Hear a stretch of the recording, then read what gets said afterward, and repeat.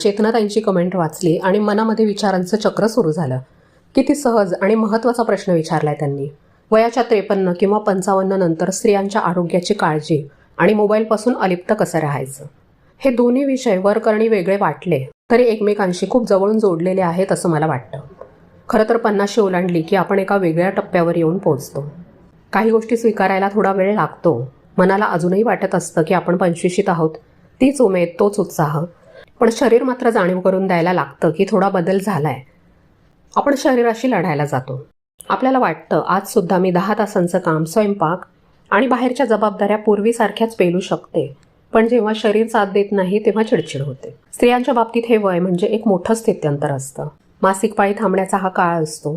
शरीरातल्या हार्मोन्सची जी उलथापालथ होत असते ती बाहेरून कोणाला दिसत नाही, पण ती अनुभवणाऱ्या स्त्रीला आणि कदाचित जवळच्या घरातल्या माणसांनाच माहीत असतं की आतमध्ये काय चाललंय.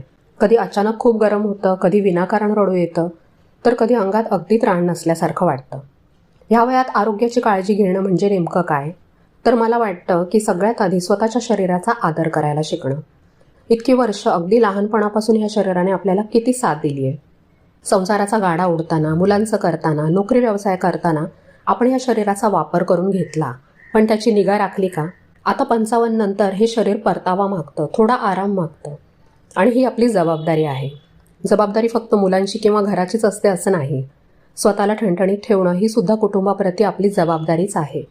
कारण विचार करा, जर ह्या वयात आपण आजारी पडलो तर आपल्या मुलांवर, जोडीदारावर त्याचा ताण येतोच ना. त्यामुळे माझं दुखलं तरी चालेल हा विचार आता बदलायला पाहिजे.